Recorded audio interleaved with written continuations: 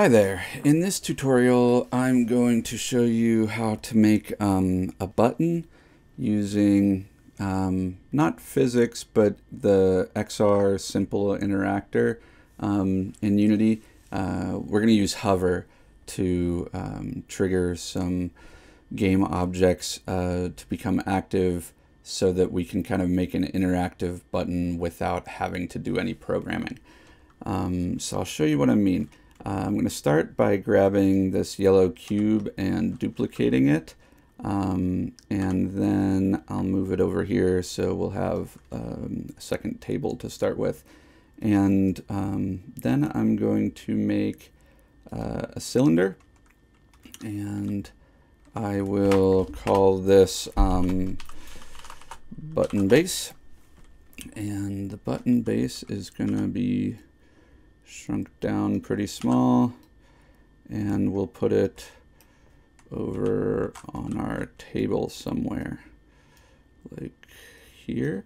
Let me shrink it down in this direction too, and good. And then the colliders on these cylinders, when they come in, are by default capsules, but for our purposes, I want a box collider instead. So the box collider is going to come in. I don't know if you can quite see it, but there we go. Just be like ever so slightly bigger on the outside edges than the cylinder, but otherwise that works for me. And we're going to put this cylinder more or less right down on the yellow table. Then I'm going to duplicate the button base. I will child it under the other one. And I'm going to go into my materials and make this second one red. Let's shrink it in every direction a little bit and then raise it up a bit. Looks good, and I will call that clicker, I guess. And so now we've got a button, but it doesn't do anything. So rather than try to make our VR hands into physics objects that like push the button down and then we try to register in code some like amount that it got pushed down, and if we pass that certain amount we trigger some code we write.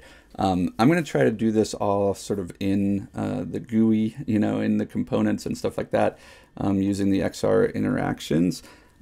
So what I'm going to trigger is an animation that makes it appear that this button clicker goes down and then comes back up. It's not going to be directly tied to the physics of our hand pushing it down, but when we get inside its collider, it's going to push down and then come back up.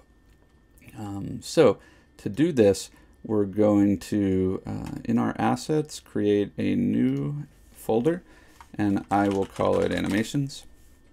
And inside animations, we're going to create two things. We're going to create an animator controller called button. And we will also create an animation called button down. So we're going to go to the clicker and we're going to drag the button animation onto it as a component. Then we're going to double click on that animator and we will drag the button down animation into the base layer of the animator.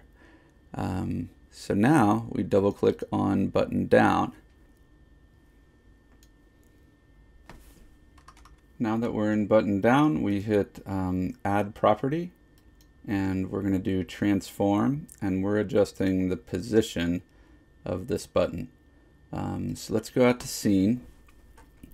And the way this works is with keyframes. So if you're familiar with Premiere or After Effects or something like that, maybe you've seen this kind of thing before. But there's a timeline here in the animation window. We're starting at 0. By default, it runs to 60. And we're going to go halfway in between, 30, and we're going to lower the Y component and just confirm visually what we think we like up in the scene, and then you can hit play to see. So that's what our animation looks like. If we click on our clicker object, we're going to turn the animation, the animator, off. It'll be disabled to start. And then if we hit play, we can just test while we're watching. If I turn it on, it plays once. All right, so that's the behavior we want to make happen. We want the animator to start off, and then we want to hover our hand over it, and it'll play once. So far, so good. Next, on this clicker object, we're going to change its box collider to a trigger so that we can pass the hand right into it and trigger our hover action. And we're going to add a component called the XR Simple Interactable. We've used the grab interactable before and the socket interactor, but this one, the simple interactor, doesn't grab or anything. It just sends essentially like hover information, and also like button, like click while you're hovering, or grip while you're hovering. So we want to drag this object, like the clicker object, into the colliders list so that it gets the collider from itself. I find that it really ought to be able to pick up its own collider, and maybe it does, but I've had some mysteries where it didn't seem to work if I didn't do that. And the other thing that I think is required, though I'm not 100% sure why, we need a rigid body on this. And I can't 100% explain the logic of why the rigid body is necessary, because for the grab interactable, I totally get it, because you're actually going to move the thing. For the simple interactable, I'm not actually sure why on the back end it needs the rigid body, but it does. But what we don't want is to hit play and have this red clicker object just like fall because it's subject to gravity, or it's like halfway through another object or whatever. So I have found success turning on both gravity and is kinematic to get the effect I want. And then we're going to go in this list of interactable events. It's not, if it's by default, if it's twirled closed, you just twirl it open. And we're going to use hover, not first hover or last hover, but just hover. And we're going to add an event. So when we hover, the first thing we want to do is make the clicker do something. And what are we going to make it do? We're going to talk to its animator and make its animator enabled. And we will say true. All right, let's try it out and see if we've got that. Okay, there's my button. Excellent. When I push it, it goes down and back up. That's all well and good, but the button didn't actually do anything. So the next thing we would want to do is add a second event in here, and have this turn something on. So for example, there's a convenient thing I can turn on that happens to be turned off right now, and that's my background music. So I put background music in this project a while ago in a different tutorial. I've just had it turned disabled so it didn't bother us every time I hit play. But now that's a convenient thing for me to turn on with the button. So I'm going to drag this music object into here, and in this case it's just the whole game object that's turned off. There are like all the particular things you can change about the audio source in here, but I've just turned the whole game object inactive, and so we're gonna make the game object set active to yes. when we press this button.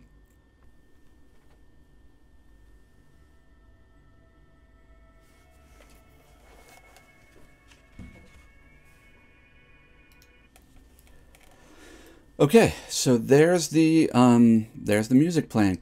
So using this functionality, you don't have to design the button to look like this. You know, it could look like something else, but any sort of collider that you're able to press or touch, or pass into, could be turned into a simple interactable that then triggers another game object or properties of a game object or a component.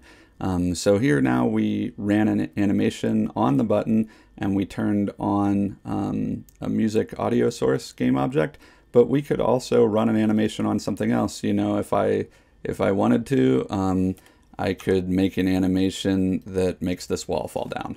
And when I press the button, the animation would run and the wall would move. So using that logic, you could potentially think about a lot of ways to create interaction just by hovering or touching or clicking inside an object with a collider, and then that would allow you to turn on a game object or change parameters of a game object, all without having to learn to program those interactions.